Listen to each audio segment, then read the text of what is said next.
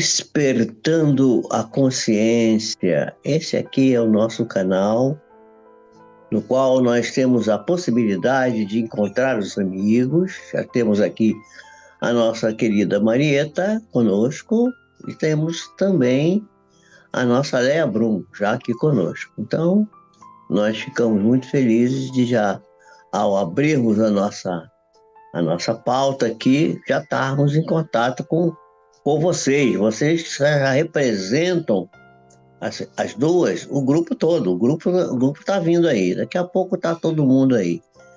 Hoje, quem não vier rápido vai perder eu vou fechar aqui, vou dar uma recueta aí um pouquinho atrás para trazer algumas telas, nas quais eu vou apresentar as conclusões da questão do comportamento humano. Por que eu estou fazendo isso? Porque a gente precisa ter uma ideia de como que a gente deve se comportar. Aqui está dizendo, a quem já chegou, a quem postou o link do grupo, a todos que participarão. Muito bem. Aí, tá já a Leia falando para nós. Boa noite para todos nós. Então, isso aí. Quem posta tudo isso aí é o Carlos, né? Nosso querido Carlos. O Carlos está aí. Tá? Então vocês...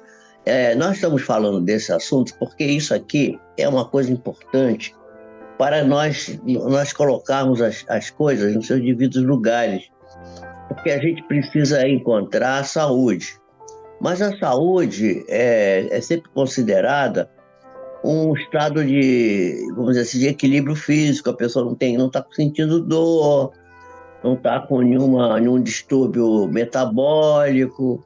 Aí a pessoa está cheia de saúde, está com saúde. Nem sempre, porque a saúde é um pouco mais ampla do que isso. A verdadeira saúde, tanto assim é verdade que a Joana de Ângeles costuma dizer, tem um trabalho dela, que aliás eu já apresentei aqui também, depois eu vou voltar a ele, um outro momento, em que ela diz que o tratamento médico, por exemplo, os cuidados que temos com a saúde, a alimentação, etc., essas coisas, elas fazem uma espécie de... Quando elas ajudam na saúde, elas geralmente fazem uma recuperação. Quer dizer, é um ajuste que recupera a criatura fica recuperada. Mas a cura de verdade, a cura mesmo, cura verdadeira, é a cura da saúde, no caso da saúde integral, não é?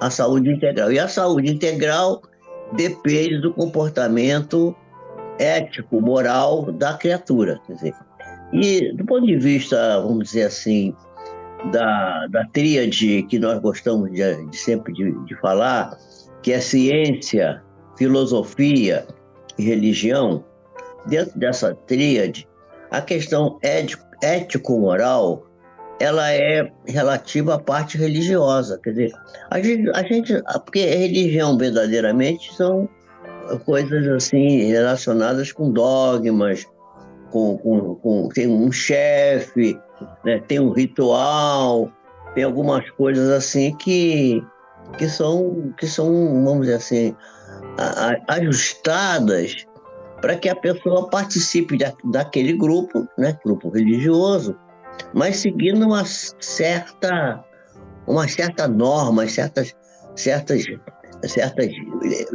balizamentos, né? São certos limites que são dados por algum chefe religioso, né? Um padre, um pastor, um guru, um guia, alguma coisa desse tipo. E a ideia que nós aqui exposamos e tentamos transmitir, no sentido de filosofia, de ciência, filosofia e religiosidade, não religião, é uma ideia muito mais liberta disso. Quer dizer, não tem chefe, não tem ritual, não tem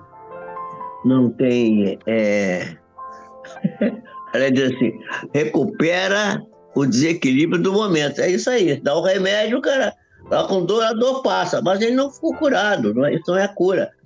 A cura, segundo a Joana de Ângeles, como a forma estava dizendo, é uma coisa mais profunda, que vai muito além disso, está muito para diante. Não é absolutamente cura, não é afastar o sintoma.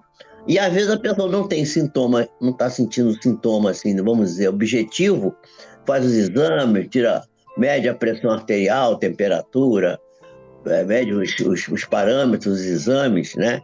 E está tudo dentro do padrão, mas a pessoa está doente. Isso acontece até com respeito à parte, vamos dizer assim, médica propriamente dita. Quando você mede, por exemplo, o exame da pessoa, o exame, a pessoa tem aquele exame é um exame que está dentro dos parâmetros, né, normais, que seriam esperados, e o que vai acontecer? E a pessoa continua sentindo sintoma. Eu já falei aqui que 75% das pessoas que têm T3, T4 e TSH normal, que são os exames que faz para tireoide, tem hipotiroidismo. 75% das pessoas hipotiroideus, de pessoas que têm deficiência da tireoide, estão com o exame normal. Então, a gente trata o exame fica bom, o médico diz assim, viu, olha como o exame melhorou. Mas e o exame melhorou? E a pessoa? Melhorou nada, continua doente. Então, a cura verdadeira, a melhora verdadeira, ela ocorre quando você se identifica claramente com a sua essência interna, com o seu equilíbrio espiritual. Eu vou aproveitar aqui para cumprimentar a Elaine Santana, que está aí já conosco, Elaine. Dá um beijinho na minha gatinha aí, na gatinha, sua filha linda, minha clientinha. A Eleni Pio, que está aí conosco também, que chegou aí agora, né? E a Miriam Baltar Braga, Duarte, que também chegou conosco, está conosco também. Olá, vocês todos aí. Então nós vamos falar da parte, nós estamos falando da parte do comportamento humano, porque o comportamento humano, ele é fundamental para a gente poder estabelecer um alicerce firme para que a gente tenha, de fato, saúde integral, saúde verdadeira. E a saúde é uma questão de alicerce, de equilíbrio físico, psíquico, moral, ético. Essa é a questão da saúde. A saúde verdadeira, ela está assentada sobre esses parâmetros. Não adianta a gente querer, a pessoa está com os exames bioquímicos, as medidas dos parâmetros do sangue, todo direitinho, e se a pessoa tem, por exemplo, algumas coisas do seu comportamento que não estão muito adequados, que ela não conseguiu. Não que a pessoa é ruim, é má, não existe a pessoa má. Aliás, ninguém é ruim. É como eu costumo dizer também, ninguém é culpado, não existe culpado. O cara é culpado, tem que ser punido. Não. A pessoa não é culpada, a pessoa é responsável. Nós temos que ter responsabilidade com as coisas, com aquilo que fazemos, com aquilo que pensamos, com aquilo que sentimos, com aquilo que estabelecemos. Mas não é uma culpa, não é culpa. Culpa é uma outra coisa. Isso a gente vai discutir num outro momento, essa questão da responsabilidade e a culpa. Mas já de antemão, já dando spoiler, já vou dizendo que nós podemos perfeitamente já nos desculpar as criaturas que cometem infâmias até, coisas terríveis, crimes, porque elas estão... eu fiz um estudo uma vez na qual eu descobri que até mesmo aquele indivíduo que pratica crimes terríveis, hediondos, como se costuma dizer, ele está procurando Deus. Ele está no caminho errado, completamente. Está no erro do alvo, está no pecado, né? Que a palavra pecado vem do latim peccatus, que quer dizer errar o alvo. Isso eu já expliquei aqui também. Então ele errou o alvo dele está errado, mas ele não é culpado, ele não é. Ele está procurando o certo, mas não sabe para onde que vai, está meio perdido. E é por isso que a gente tem que discutir o comportamento humano, por isso que eu trouxe esse tema aqui.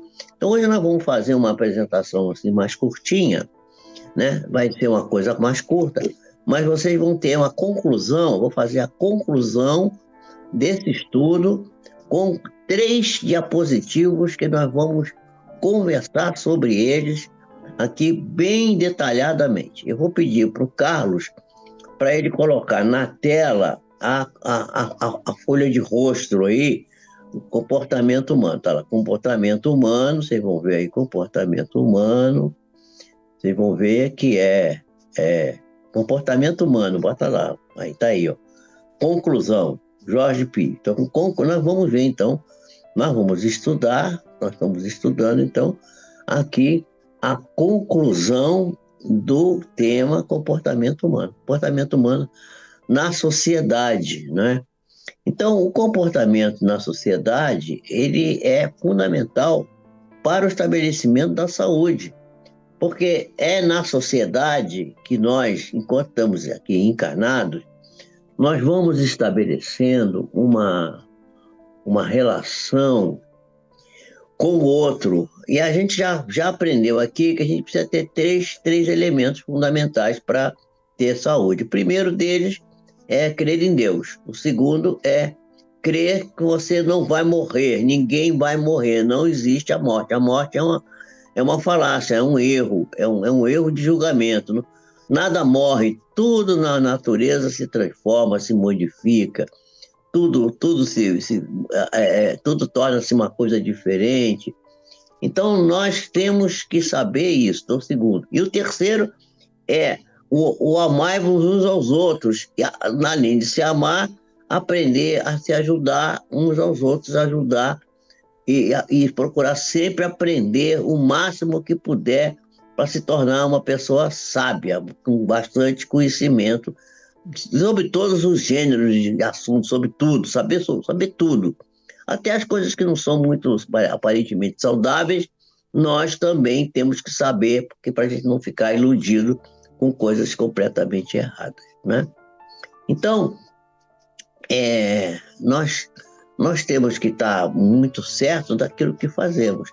Então, nós vamos começar vendo que dificuldades nós temos para poder, de fato, atingir esse equilíbrio tão necessário para nós nos tornarmos pessoas mais felizes, mais equilibradas, mais saudáveis. Não temos dificuldades. Essas dificuldades estão elencadas nessa tela que está aparecendo agora aí, que eu vou elencar aqui os temas e vou falar sobre cada um deles. O primeiro é o medo, o segundo é a insegurança, o terceiro é a falta de vontade, ou de boa vontade, falta de boa vontade. É inibição, desconhecimento dos próprios interesses mais profundos, que a gente também não sabe direito, e desconhecimento das nossas pulsões e das nossas motivações, isto é, o desconhecimento de si próprio. Então vamos começar pelo medo. O medo é uma pulsão, também é uma forma de pulsão, é uma manifestação que está ligada com a nossa capacidade de defesa. Porque se a gente não tivesse o medo, a gente poderia fazer alguma coisa absolutamente louca, porque a pessoa que não tem medo de nada, ela se joga do 10º andar, porque não tenho medo, vou pular daqui. Quer dizer, o medo é uma atitude protetora que nos protege de nós fazermos alguma contra nós próprios, né? Eu cumprimentando aqui também a nossa Zélia que chegou aí. Zélia Graça, boa noite, Zélia. Então, o medo faz parte do instinto de conservação. E tem o instinto de conservação é uma coisa muito complexa. Nós temos, por exemplo, algumas atitudes A gente, por exemplo, sabe que atravessar uma rua que tenha movimento de automóveis pode gerar um atropelamento. A gente pode até morrer, ser morto por um carro que passa, atropela a gente e mata. Isso aí a gente sabe disso. Mas a gente nunca vai pensar que a gente vai ser atropelado. A gente vai atravessar na rua com cuidado, com atenção, né? Porque a gente tem medo de ser atropelado, o medo aí é a proteção, e a gente acha que pode acontecer isso, mas com qualquer outra pessoa, menos com a gente mesmo. Se a gente começar a pensar que vai atravessar a rua e que vai ser atropelado, a gente não vai atravessar a rua mais, a gente não sai de casa. Aí vem aquela doença, que é a doença que todo mundo conhece, chama-se síndrome do pânico. A pessoa fica aqui, dentro de casa, a pessoa aí desenvolve medo de altura, medo do escuro, de ter, medo até de ter medo de tudo, medo de qualquer coisa. E aí entra em pânico, começa o sistema nervoso autônomo dispara, dá uma descarga de adrenalina, a pressão sobe, a pessoa tem sudorese, a pessoa começa a ter um ataque cardíaco brutal, e, e começa a se desesperar e aí acha que vai até morrer de coisa nenhuma. Mas por que você está com medo de quê? Ah, não sei, eu estou com medo. Não, mas, ai meu Deus, não sei o que, começa aquela situação. Eu já convivi com pessoas com esse problema e é uma coisa muito complicada. Você fica muito sem saber o que fazer, porque é um negócio difícil, né? Então, mas o medo tem que ser cultivado, porque o medo é protetor, é uma proteção. Tem várias coisas que nós não gostamos na vida que são coisas que são protetoras. Por exemplo, eu recebo muitas pessoas que vão no meu consultório e dizem assim, doutor, estou com uma tosse, queria que o senhor me curasse essa tosse. E eu sempre costumo dizer assim, olha, a tosse não tem tratamento, porque a tosse não é uma doença, a tosse é uma defesa. A pessoa tosse porque tem alguma coisa que está incomodando dentro da via respiratória. E se ela tossir, se ela não tossir, aquilo vai ficar entupindo o pulmão dela e ela vai até morrer. Aí pode ficar sufocada. Então, a gente não pode tirar a tosse. Não, assim também tirar o medo. O medo tem que estar na medida certa, né? O medo é uma coisa que necessária. O medo é diferente de insegurança, a pessoa tem insegurança. A insegurança é gerada por situações mais objetivas, né? A pessoa tem insegurança porque ela não tem um emprego fixo, ela não tem uma renda para sobreviver, que seja garantida, ela não confia nela mesma, ela não confia na capacidade dela, ela não se esforçou, não se esforça por adquirir habilidades que possam servir a ela como recurso, como ferramenta, para ela desenvolver um trabalho qualquer, e que dê a ela essa situação de segurança. E a insegurança, ela começa, assim como esse medo desregulado, às vezes na infância, quando as pessoas que estão incumbidas de educar a criatura não dão a ela ferramentas necessárias para ela se sentir segura. A gente tem que incentivar a criança, o jovem, a ter uma ideia positiva sobre a sua própria personalidade, sobre o seu próprio jeito de ser, para que ele crie essa coisa da segurança, e se sinta seguro em si mesmo. Assim, olha, se de repente eu não tiver quem me sustente, que eu não tiver quem faça alguma coisa por mim, eu vou conseguir trabalhar, vou fazer alguma coisa, vou vender bala na praça, vou fazer cachorro-quente, vou fazer alguma coisa e vou conseguir superar, né?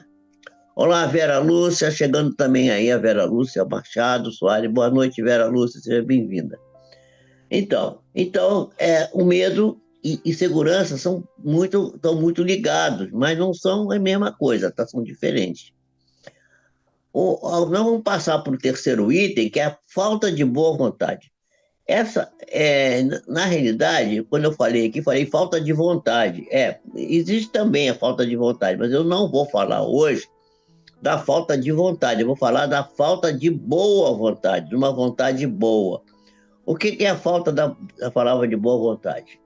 É quando a gente começa a estar na vida numa posição em que a gente não consegue servir de ponte para o outro. Ou seja, chega uma pessoa e diz assim: onde é a rua tal? A pessoa diz: eu não sei, não sei informar. E sai andando, deixa a pessoa para lá. Aí, mas a pessoa que tem boa vontade não faz assim. Essa pessoa que diz que eu não sei, não sei, não quero saber, tem raiva de quem sabe, e tem gente que faz isso, essa pessoa é uma pessoa que está servindo de muro. Ela não é. Então a gente não pode ser muro, nós temos que ser ponte. Ah, eu não sei, mas peraí, um momentinho, vou perguntar ali na banca de jornal. Hoje não tem mais banca de jornal, né? Aliás, eu descobri uma banca de jornal. Hoje, lá no lugar que eu estava, tinha uma banca de jornal, que vende jornal velho, inclusive. Vende bala, vende biscoito e vende jornal velho. Mas, então, aí a pessoa vai lá e pergunta para alguém que saiba, gente. Você não sabe? Tá bem, mas tem alguém que vai saber, vamos perguntar. Pergunta ali, passa uma pessoa. Fulano, está querendo saber isso aqui, você pode ajudar, sabe informar, sabe orientar? Então, essa questão é a boa vontade. Porque quando você tem boa vontade, você gera uma aura energética, de ondas eletromagnéticas em torno de você, que você daqui a pouco vai precisar também de uma informação, vai precisar também de uma coisa que possa te esclarecer alguma dúvida, e vai aparecer quem vai te dar aquilo. Hoje eu tive uma prova inequívoca de que o universo conspira sempre a nosso favor quando a gente está caminhando com equilíbrio pela vida, quando a gente está com o comportamento humano voltado para esses parâmetros que eu comecei a falar no princípio. Deus, né, sobrevivência da alma e ajuda, cooperação com o semelhante. Isso é muito interessante.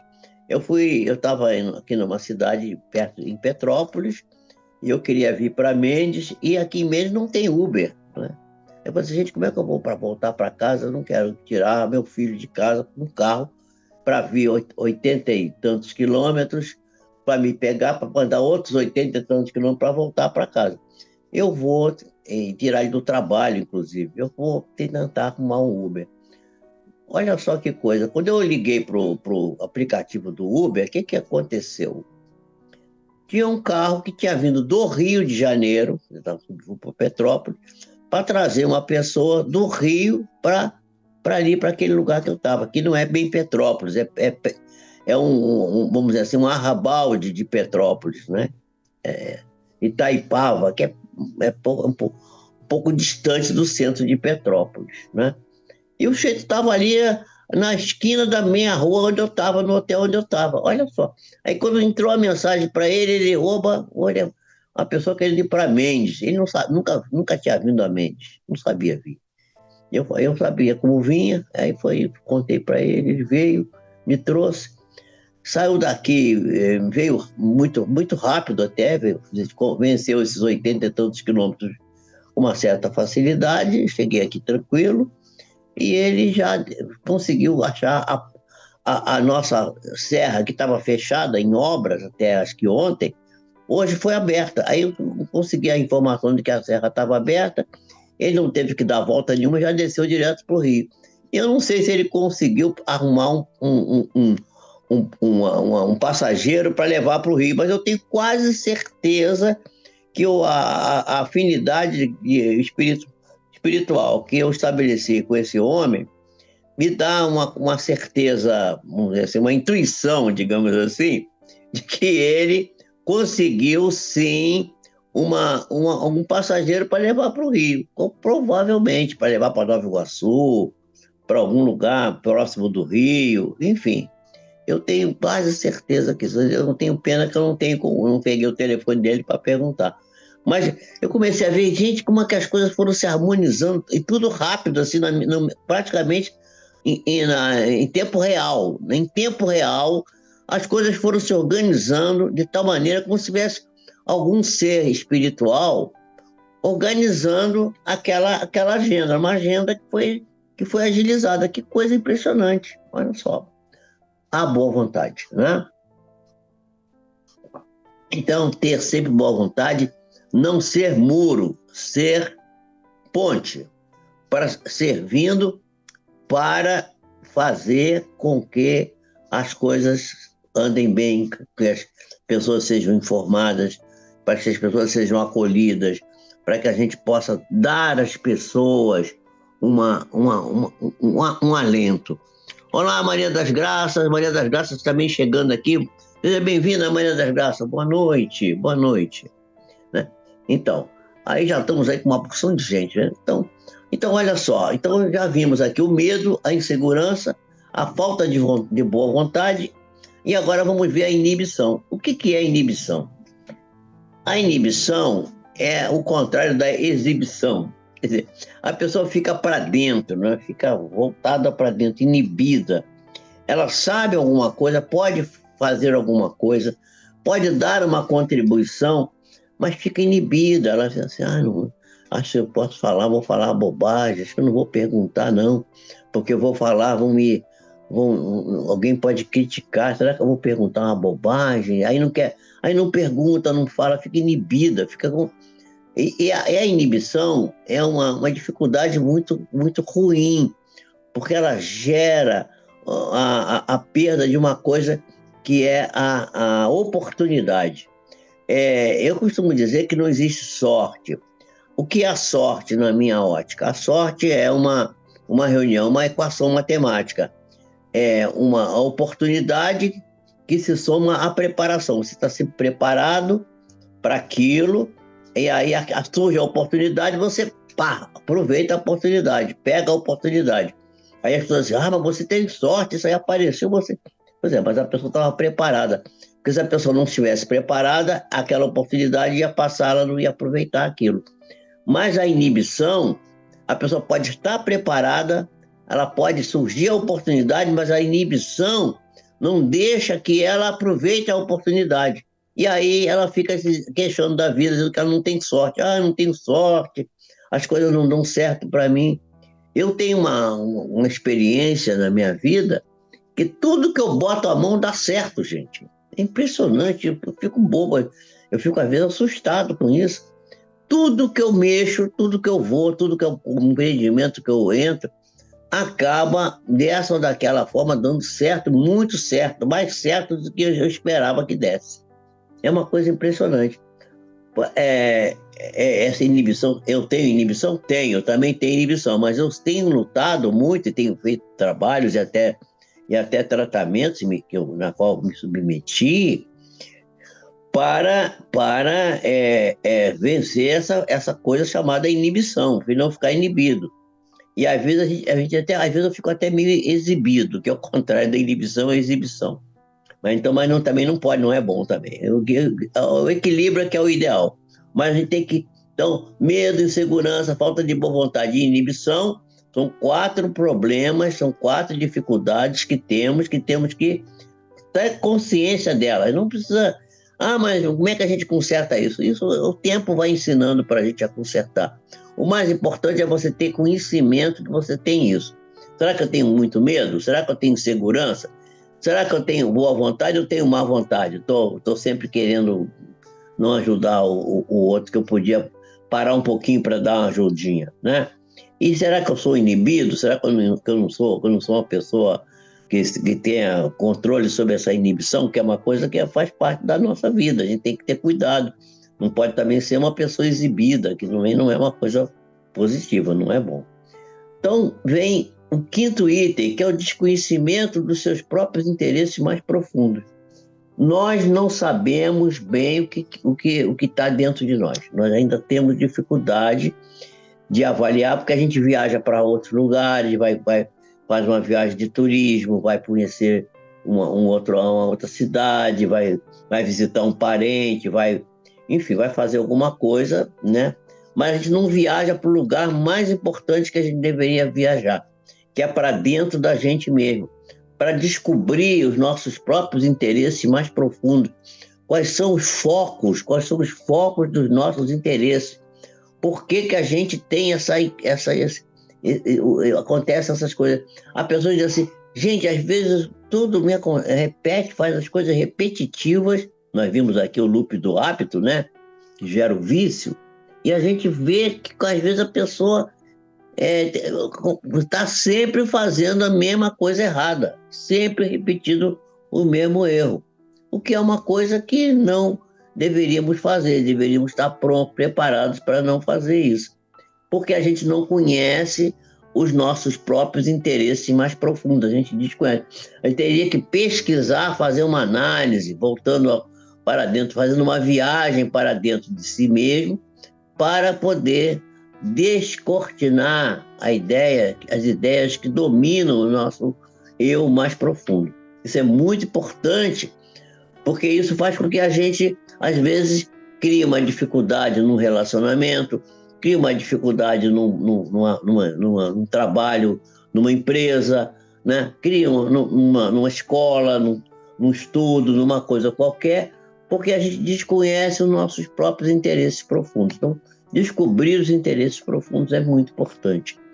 E, por fim, né, nós temos aqui 4, 5, e o sexto item, que é desconhecimento das pulsões e motivações. Isto é, o que é isso? A pessoa desconhecimento de si mesmo. Então, o conhecimento de si mesmo, saber dentro de si o que é seus próprios interesses, as suas próprias pulsões, os motivos que geram você fazer isto ou aquilo, é fundamental.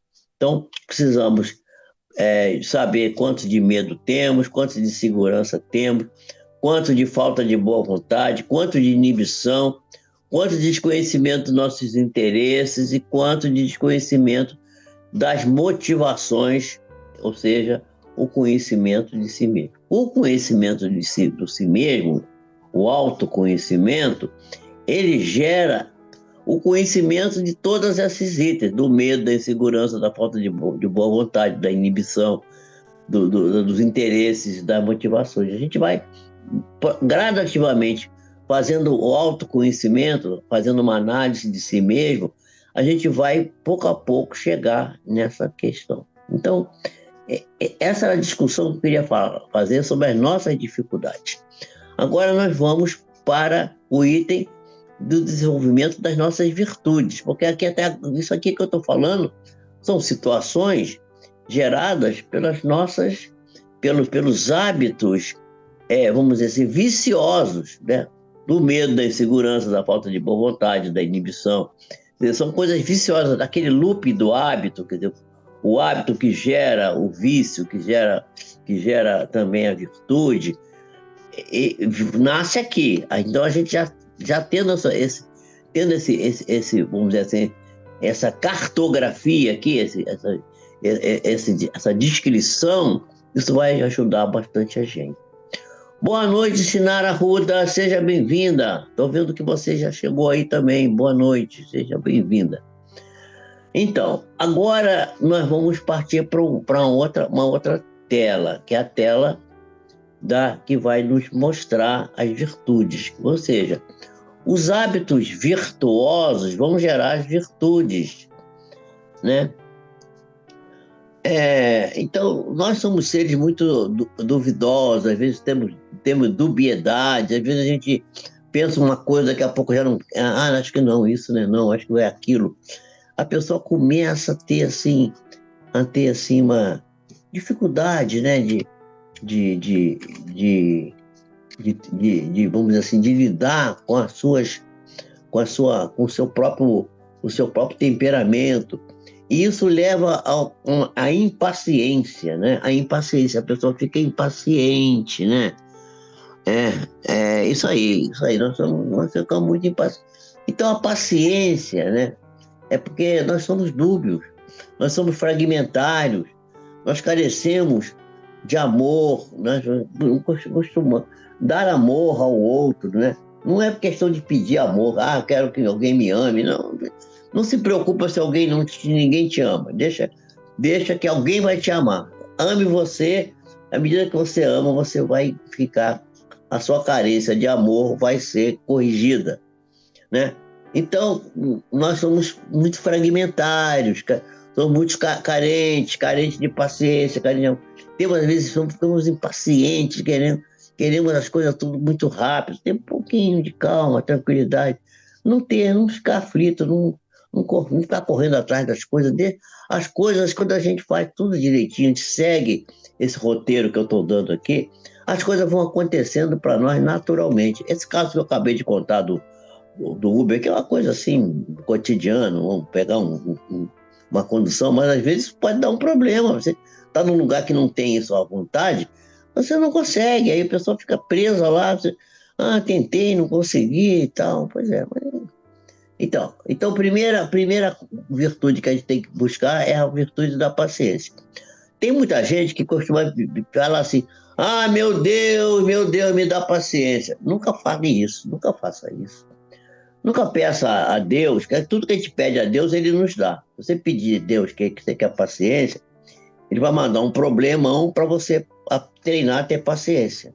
E aí você vai ficar cada vez mais sem paciência, cada vez vai ter mais problemas. Se você não ficar pedindo paciência a Deus e desenvolver esse cuidado de ter um pouco de atenção, um pouco de tranquilidade, não ficar aflito, não ficar desesperado pelas coisas, a paciência vai gradativamente se criando em você, né? E a paciência, ela é a base para uma outra condição, que é o devotamento. O que é o devotamento? Devotamento é você procurar servir ao outro, estar sempre pronto para servir, né? Manter um programa de dedicação às causas nobres da vida, né? A servir, por exemplo, eu cheguei hoje aqui e fui correndo fazer um café, que eu estava com vontade de tomar um café.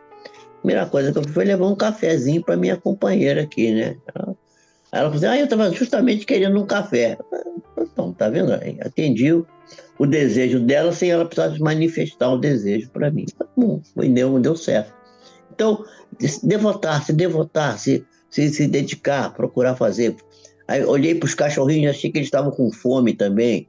Fui lá, botei comidinha para eles, preparei uma carninha moída e tal. Fui na rua comprar a carninha moída correndo ali, fui lá, comprei, trouxe, preparei, dei para eles comerem, tá?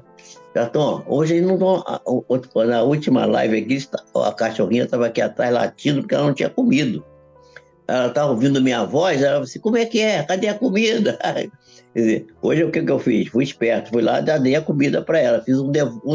Me devotei à causa de dar comidinha para minha cadelinha. Ela ficou mansinha lá, quietinha, tá quietinha. Tá ouvindo minha voz, está aqui atrás de mim, aqui do lado de fora, não está aqui dentro do quarto, está lá fora. Mas está quietinha, já está alimentada, deve estar até dormindo nessa altura. E o terceiro, que é paciência, devotamento e abnegação. Essa abnegação, eu falei outro dia sobre ela. Quer dizer, o importante é o que nós fazemos, não é? Nós não somos importantes, porque abnegar-se vamos dizer assim, é negar a sua própria importância. Eu não sou importante. Eu costumo dizer, eu sou médico, né? Eu trato as pessoas. As pessoas que são importantes. Eu não sou importante, eu dou caminho para as pessoas. Eu tenho importância? Eu tenho importância. Mas o importante não sou eu, não é a minha pessoa. O importante é o trabalho que eu faço. Faço um trabalho para dar à pessoa alívio, para dar à pessoa melhora da sua condição de saúde.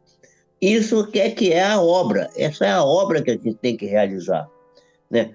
O trabalhador, que é aquele que trabalha, aquele que desenvolve o trabalho, é um elemento necessário, porém é circunstancial. Se não for você, vai ser outro, né? A pessoa vai passar. Agora, o trabalho, a necessidade de estar cuidando das pessoas, isso vai continuar sendo necessário. Então, a gente procurar pelo menos essas três virtudes, paciência, devotamento, dedicação às coisas, fazer as coisas com boa vontade, com carinho, com atenção, e abnegação, que é não dar importância para você.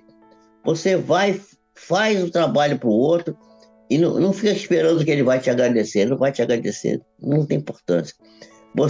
Quem tem que agradecer a você é você mesmo. Bom, fiz o meu dever, fiz o que eu devia. Pronto, tá bom, né? Porque nós vamos passar, mas o trabalho que a gente desenvolve, aquilo que a gente realiza em prol do outro, não vai passar nunca.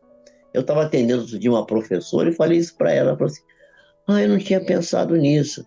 A gente fica pensando que a gente está tão maltratado, tão escorraçado. O professor anda muito mal cuidado mesmo pelo sistema. O sistema anda muito mal para os professores.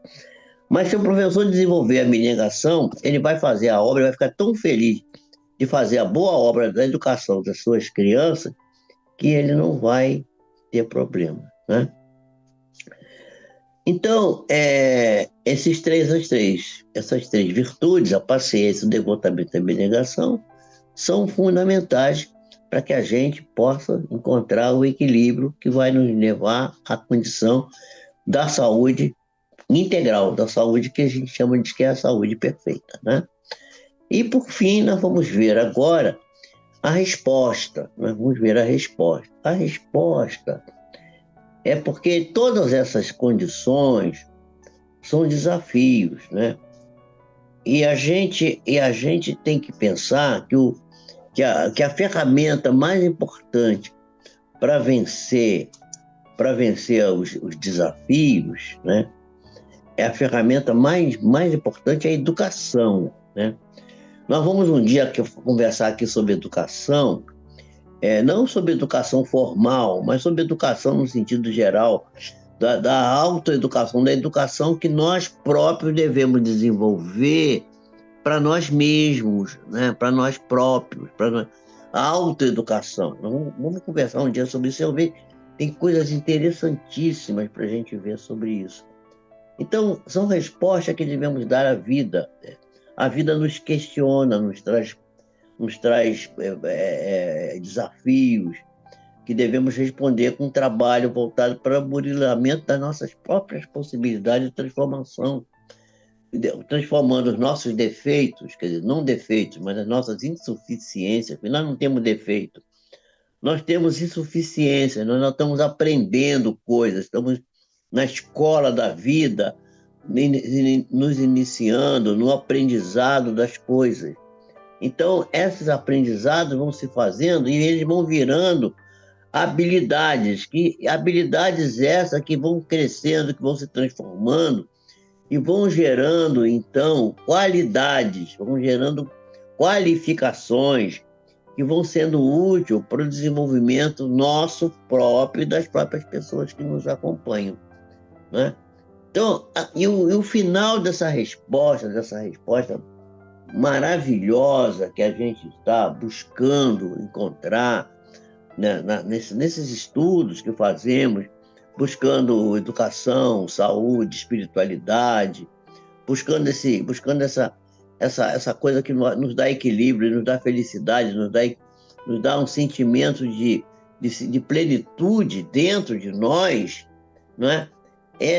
Nos fazendo atender, né, que é a grande resposta, atender à essência. O que é a essência? A essência é o nosso ser espiritual. Nós temos que trabalhar todo o trabalho que devemos fazê-lo buscando a nossa essência espiritual, o nosso ser espiritual, nós como seres espirituais. E temos que buscar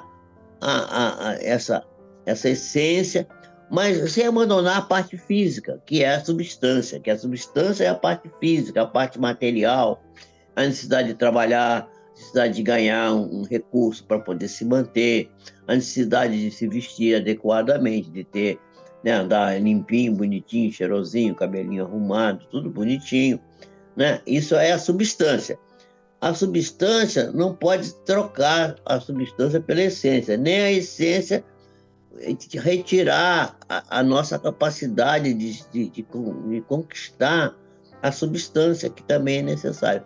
Porque substância e essência são duas coisas que são muito necessárias. Eu não sei se eu consegui aqui fazer um resumo do resumo desse tema, mas eu acho que a conclusão que eu chego aqui para vocês é que nós precisamos estar cada dia melhor. E devemos procurar dizer para nós mesmos assim: hoje eu estou melhor que ontem, e amanhã, certamente, eu estarei melhor do que hoje.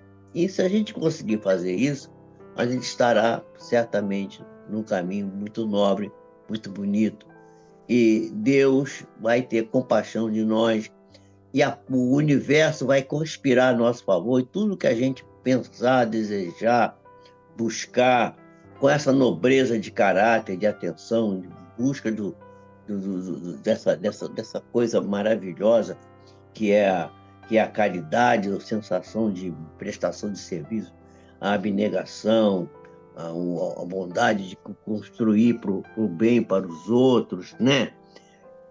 Isso vai nos conferindo uma coisa assim que vai trazendo para nós assim tudo vai caindo no nosso colo, é um negócio impressionante. Eu fico bobo às vezes, como que as coisas acontecem assim naturalmente. Não precisa correr atrás de nada, tudo vem pam, pá, devagarinho, as coisas vão acontecendo. Especialmente isso que a gente está buscando aqui, que é a saúde, buscar a saúde, esse equilíbrio de a gente não estar doente, a gente estar ativo, mesmo com idade, vai para 90 anos, mas está trabalhando, está fazendo, tá produzindo, não está parasitário, não está só consumindo, porque a gente consome um bocado de coisa, né? Mas a gente também tem que doar um pouco de nós próprios. Muita paz, que Deus nos abençoe, para ter você um final de semana pleno, super agradável para todos, bom sono, e mandem questionamentos para mim. Eu quero que vocês me perguntem coisas. Eu já estou com umas 2 perguntas aqui, acho que semana que vem eu vou começar a apresentar aqui. Muita paz, que Jesus abençoe a todos nós, que assim seja.